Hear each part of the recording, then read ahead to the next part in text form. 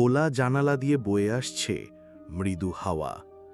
বালিশে মাথা রেখে রবীন্দ্রনাথের গল্পগুচ্ছ পড়ছি। মাথার উপর জ্বলছে 100 পাওয়ারের লাইট। সারাদিন বই পড়তে পড়তে ভালো লাগছিল না, তাই রবীন্দ্রনাথের গল্প পড়ে মনটাকে ফ্রেশ করতে চাইছিলাম।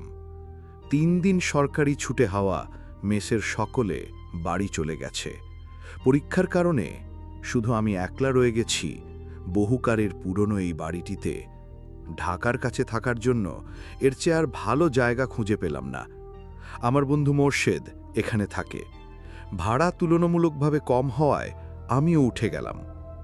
এই 2 তলা বাড়িটিতে আমি ছাড়া আর কেউ নেই। দারোয়ান আছে গেটের কাছে, থাকবে রাত 10টা পর্যন্ত। তারপর প্রধান ফটক বন্ধ করে আমাকে থাকতে হবে এই আলো ছায়ায় ভরা বাড়িটিতে। বাতাসের জোর বেশি, তাই জানালাটা বন্ধ করে দিলাম। তারপর আবার বই পড়তে লাগলাম। হঠাৎ কোনো সংকেত না দিয়ে জানালাটা খুলে গেল। চমকে উঠলাম আমি, চমকে গেল আমার হৃৎপিণ্ড। বড় বড় চোখ করে আমি জানালার দিকে তাকিয়ে রইলাম কিছুক্ষণ। তারপর 1 পা 2 পা করে জানালাটা বন্ধ করে সবেমাত্র বিছানায় উঠে বসেছি। এমন সময় লাইট নিভে গেল। অন্ধকারে ডেকে গেল আমার চারিপাশ। বালিশের নিচ থেকে দিয়াশালাইটা বের করে মোম জ্বালিয়ে বসলাম। ভালো লাগছিল না। ভাবলাম নিচে গিয়ে দারোয়ানের সাথে কিছুক্ষণ গল্প করা যাক। গেটের কাছে গিয়ে দেখি দারোয়ান ঘুমে জিমুচ্ছে। কাছে গিয়ে বসলাম। আমাকে দেখে বলল, কোনো সমস্যা হয়েছে? আমি বললাম, না, এমনিতেই আপনার সাথে কথা বলতে মন চাইল, তাই চলে আসলাম। তারপর অনেকক্ষণ ওনার সাথে কথা বললাম। যতবারই এই বাড়ি সম্পর্কে জানতে চেয়েছি, ততবারই উনি প্রসঙ্গে অন্যদিকে ঘুরিয়ে দিয়েছেন। জানতে পারলাম উনি আজ 20 বছর ধরে এই বাড়িটি দেখাশুনে করছে। এর মধ্যে অনেকেই এখানে এসেছে, কেউ বেশি থাকতে পারেনি, এমনকি মারাও গিয়েছে অনেকে। কিন্তু কেন এমন হয়েছে সেটা বলেনি। জানতে চেয়েও ব্যর্থ হয়েছি। রাত 10টা বাজাতেই উনি আমাকে সাবধান করে চলে গেলেন। প্রধান ফটক বন্ধ করে আমি ঘরে এসে বসলাম। ভয় করছিল আমার, খুব ভয় করছিল। কারেন্ট এখনো আসেনি। আজকের রাতটা আমার কাছে বেশ অভিশপ্ত মনে হলো। এই বাড়ির আদৌ কোনো ঘটনা আমার জানা নেই, তবুও নিজ জ্ঞান থেকে বলতে পারি এই বাড়িটি কোনো সাধারণ বাড়ি নয়। আজকের রাতের মতোই এটা একটা অভিশপ্ত বাড়ি। অশিরিদের বসত হয়তো এই বাড়িতেই আছে। আমি জানি না আমার জীবনে আজ কি ঘটতে যাচ্ছে। ছাদের ওপর কারা যেন হেঁটে চলছে। মনে হচ্ছে কোনো দানবীয় পা বারবার আঘাত করছে ছাদের ওপর। ইচ্ছে হচ্ছিল এই বাড়ি থেকে পালিয়ে অন্য কোথাও চলে যাই, কিন্তু তাও সম্ভব নয়। এ বাড়ির ছাদে আমার কখনো যাওয়া হয়নি। শুধু শুনেছি এই বাড়ির ছাদের গেট বন্ধ, কারো কাছে তার চাবি নেই। 4 তলায় একটা ঘর আছে তালাবদ্ধ। কে জানে সে ঘরে কি আছে? দারোয়ানের মুখে শুনেছি সে ঘরের ভেতর কি আছে তা কেউ বলতে পাও না। শুধু এতটুকু বলতে পাও, সে ঘরের দরজা হঠাৎ কখনো কখনো মাঝরাতে খোলে, আর যেদিন খোলে সেদিনই কোনো না অঘটন ঘটে। ছাদে ওঠার সিঁড়ি ভেঙে ফেলা হয়েছে। প্রথম যেদিন এ বাড়িতে আসলাম সেদিনই আমার মনে একটা ভয় জন্মেছিল। এই বাড়িটি যতই খুঁটিয়ে দেখলাম ততই ভয় বাড়তে লাগলো। আমার সাথে যারা ছিল সবাই চাকুরি করে, তাই ওরা রাতে আসতো। সারাদিন আমি একা একা এ ভুত্তুরে কুঠিরে পড়ে থাকতাম। সন্ধ্যার পরে যেন এ বাড়িটি ভয়ের কারখানা হয়ে যায়। অনেকবার মোর্শেদকে বলেছি এ কথা। মোর্শেদ বলেছে দেখে শুনে ভালো বাড়িতে চলে যাবে। তাছাড়া এত কম দামে ভাড়া তো আগে পেতে হবে। এমনিতেই জায়গাটা শহর থেকে বাইরে। সন্ধ্যার করে চারিদিক নীরব হয়ে যায়। আশেপাশে কোনো জনবসতি নেই। কাঁচা রাস্তা ধরে 10 মিনিট হাঁটার পর পাকা সড়ক পাওয়া যাবে, কিন্তু এত রাতে গাড়ি পাওয়া যাবে কিনা সেটাই মুশকিলের ব্যাপার। তা যাই হোক, একবার চেষ্টা করে দেখি না কি করা যায়। ঘড়ির দিকে তাকিয়ে দেখি 12টা বেজে 35 মিনিট। সিঁড়ি বেয়ে নিচে নেমে এলাম এবং খুব দ্রুত গতিতে। অন্ধকারের পথ ধরে গিয়ে দাঁড়ালাম রাস্তার ওপর, কিন্তু আমার আশা দুরাশায় পরিণত হলো। যখন দেখলাম আধা ঘন্টা দাঁড়িয়ে থেকেও কোনো গাড়ি দেখা মিলল না। এদিকে ঝড়ো হাওয়ার সাথে সাথে বৃষ্টি পড়তে শুরু করলো, তাই দাঁড়িয়ে না থেকে আবার সেই বাড়িটির দিকে চলতে লাগলাম। আসার সময় দেখলাম কারেন্টের তার ছিঁড়ে পড়ে আছে রাস্তার ওপর। তার মানে আজ রাতে আর কারেন্ট আসবে না।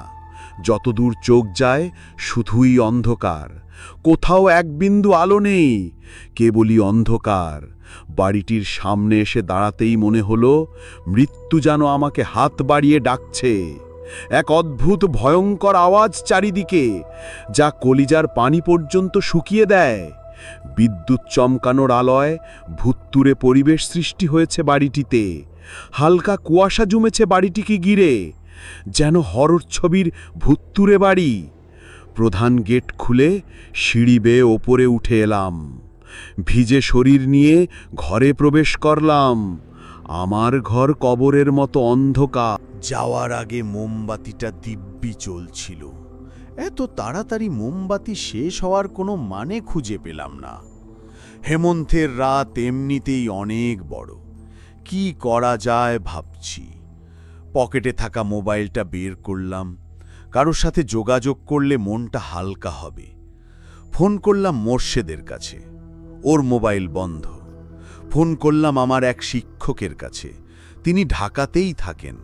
এখানে একবার এসেছিল, সেদিনই আমাকে বলেছিল আমি যেন এই বাড়িটা ছেড়ে দেই। স্যারের কথা মতো আমি বাড়িটা ছেড়ে দিয়েছি। সামনের মাসের 1 তারিখে নতুন বাসায় উঠব। আজ বুঝতে পারছি স্যার কেন আমায় সেদিন বাড়িটা ছাড়তে বলেছিল। হঠাৎ দরজা খোলার শব্দ পেলাম। আমার কলিজাটা কেঁপে উঠল। তবে 4 তলার সেই ঘরের অজানা আমার বুক কাঁপছে। কানে ভেসে আসছে পায়ের শব্দ, কি যেন সিঁড়ি বেয়ে ওপর থেকে নিচে নামছে।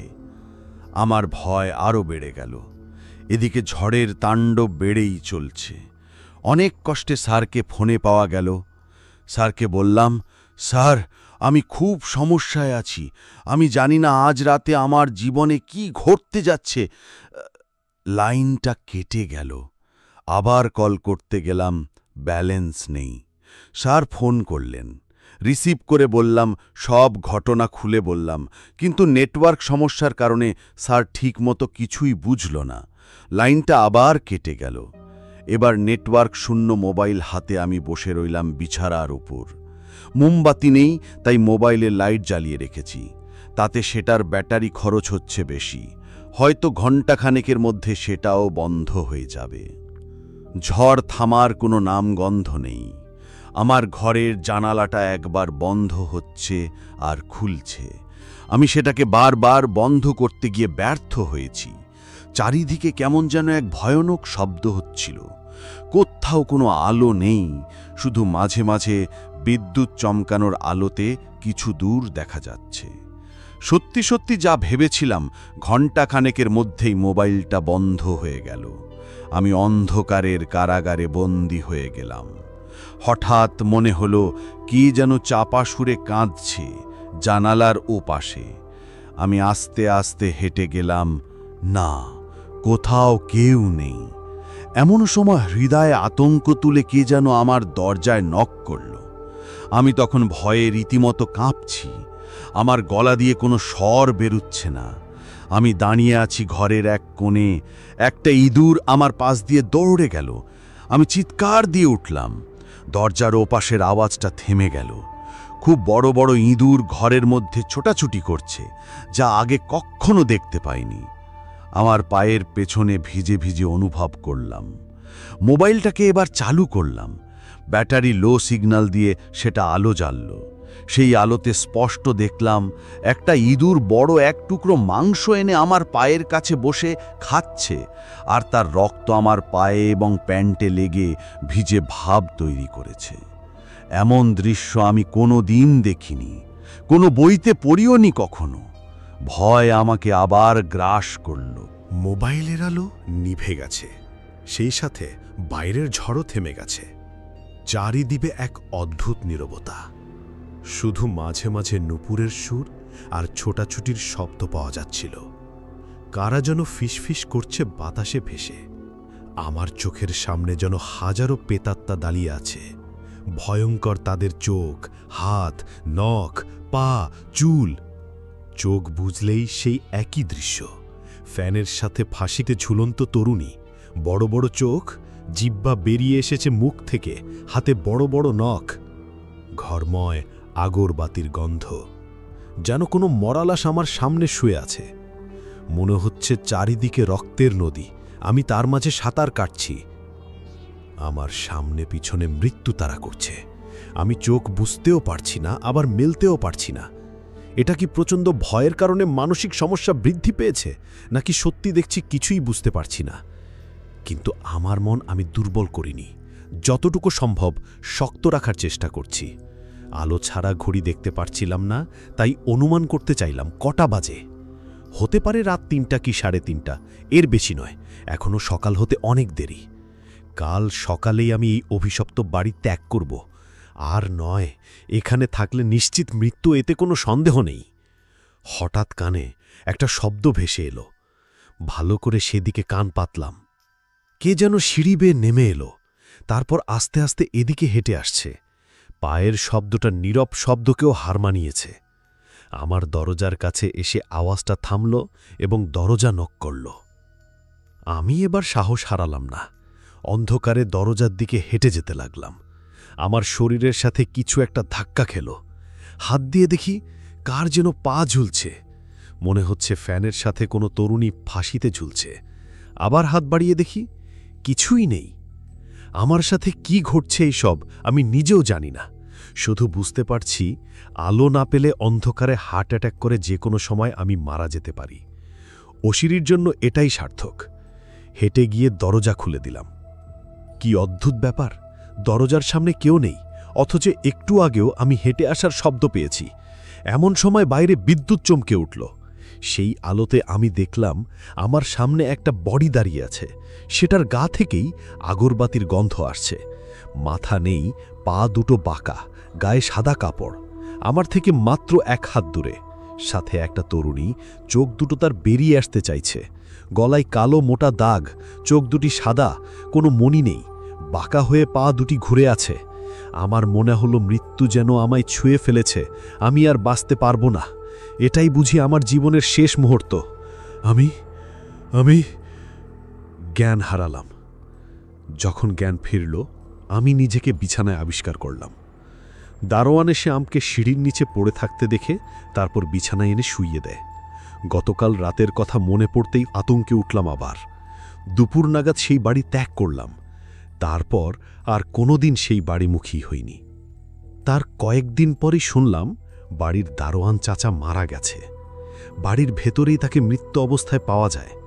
এখন আর সেই বাড়িতে কেউ থাকে না, থাকে শুধু অন্য জগতের অশিরীরা।